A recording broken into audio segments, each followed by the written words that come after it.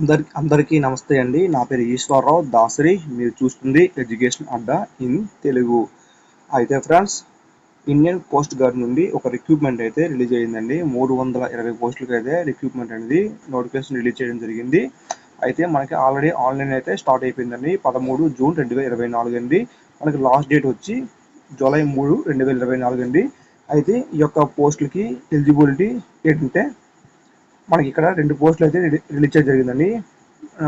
Navik general duty అండి, అలాగే యాంత్రిక్స్ అండి.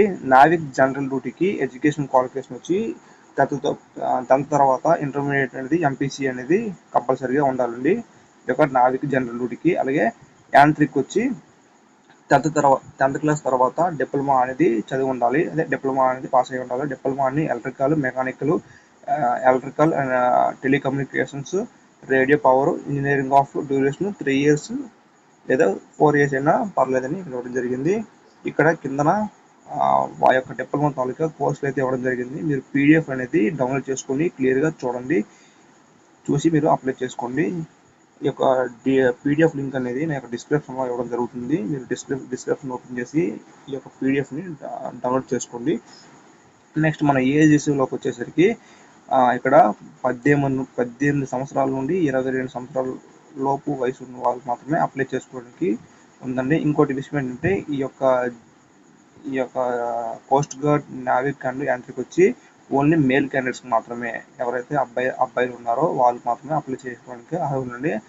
ఆ ఫీమేల్ క్యాండిడేట్స్కి అయితే అప్లై లేదండి. వాళ్ళకైతే లేవండి పోస్టులు. అయితే ఏజ్ వచ్చి 18 నుండి 22 సంవత్సరాల లోపల అయితే అప్లై చేసుకోవాలి.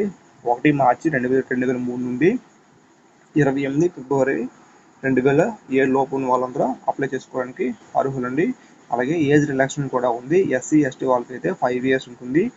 అలాగే ఓబీసీ వాళ్ళకైతే 3 years అనేది ఏజ్ రిలాక్సేషన్ అయితే ఉందండి. ఈ యొక్క ఏజ్ రిలాక్సేషన్ పెట్టుకున్న వాళ్ళు మాత్రం కంపల్సరీగా సర్టిఫికేట్స్ అనేది క్యారీ చేయాలి, వాళ్ళ యొక్క క్యాస్ట్ సర్టిఫికేట్స్ అనేది. నెక్స్ట్ ఇక్కడ వేకెన్సీస్ కనిపిస్తున్నాయి కదండి. ఇక్కడ north west, north east, north west, Andaman Nicobar అండి. మన ఆంధ్రప్రదేశ్ అండ్ తెలంగాణ వచ్చి ఇక్కడ ఈస్ట్ అండి కనిపిస్తుంది కదా. ఆంధ్రప్రదేశ్, తెలంగాణ, తమిళనాడు, పాండిచ్చేరి వీళ్ళు మాత్రం ఇక్కడ ఈస్ట్ ఆప్షన్ అయితే ఇవ్వాలండి జోను. మరి ఇచ్చేటప్పుడు జాగ్రత్తగా ఇవ్వండి. ఇక్కడ మీకు కనిపిస్తుంది కదా పోస్టులు, మీ యొక్క కేటగిరీ వైజ్గా ఇక్కడ పోస్టులు అయితే ఇవ్వడం జరిగింది. ఈ యొక్క పీడిఎఫ్లో క్లియర్గా జాగ్రత్తగా చదవండి. నెక్స్ట్ మనం ఈ యొక్క రిక్రూట్మెంట్ అనేది సెలక్షన్ ప్రొసీజర్ చూద్దామండి. మనకి 4 స్టేజ్లో సెలక్షన్ ప్రొసీజర్ అయితే ఉంటుందండి.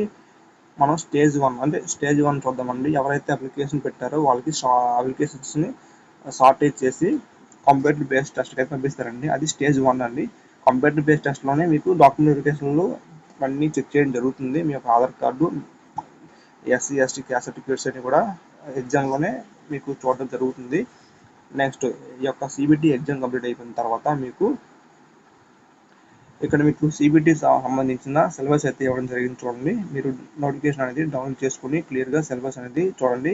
ఇక్కడ ఎన్ని మార్క్స్ వచ్చి అంటే అదర్స్కి, ఈడబ్ల్యూఎస్, ఓబీసీకి ఇక్కడ మార్క్స్ అనేది పాస్ మార్క్స్ అయితే ఇవ్వడం జరిగిందండి.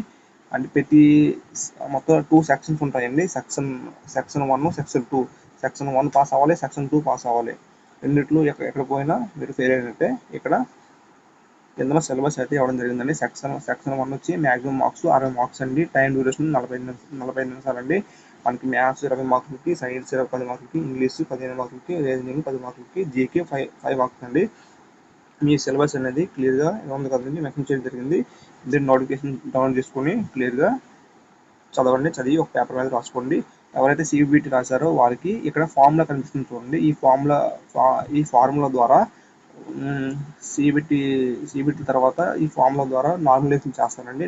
నార్మలైజేషన్ చేసి స్టేజ్ 2కి పంపడం అయితే జరుగుతుంది. స్టేజ్ 2లో వచ్చి మనకి అడాప్టబిలిటీ టెస్ట్ అయితే మీకు కండక్ట్ చేస్తారండి. అడాప్టబిలిటీ టెస్ట్ అంటే మనకి సమాజం మీద ఎంత అవగాహన ఉందో అనేది ఒక ఎగ్జామ్ కండక్ట్ చేస్తారండి. ఒక పేపర్ మీద ఎగ్జామ్ కండక్ట్ చేస్తారు.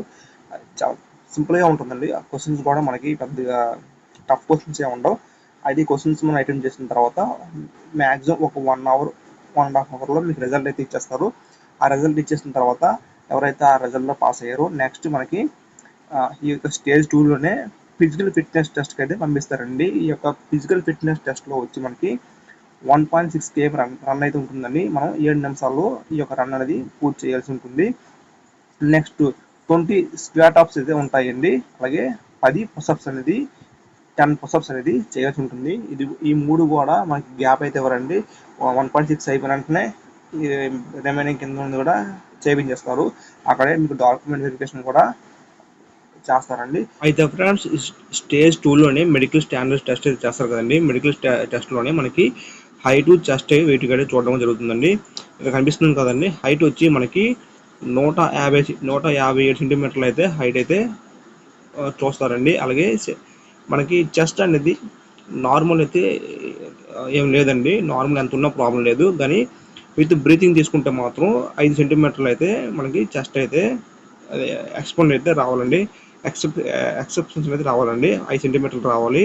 ఇదండి మనకి చెస్ట్ అయితే నార్మల్ ఎంత ఉన్నా ప్రాబ్లం లేదు. కానీ బ్రీతింగ్ తీసుకున్నప్పుడు రావాలి. అలాగే వెయిట్ వచ్చి మన హైట్ తగ్గట్టు ఆ వెయిట్ అనేది వాళ్ళు క్యాల్కులేషన్ చేస్తారు. మెడికల్ టెస్ట్ అయితే కండక్ట్ చేస్తారండి. Medical test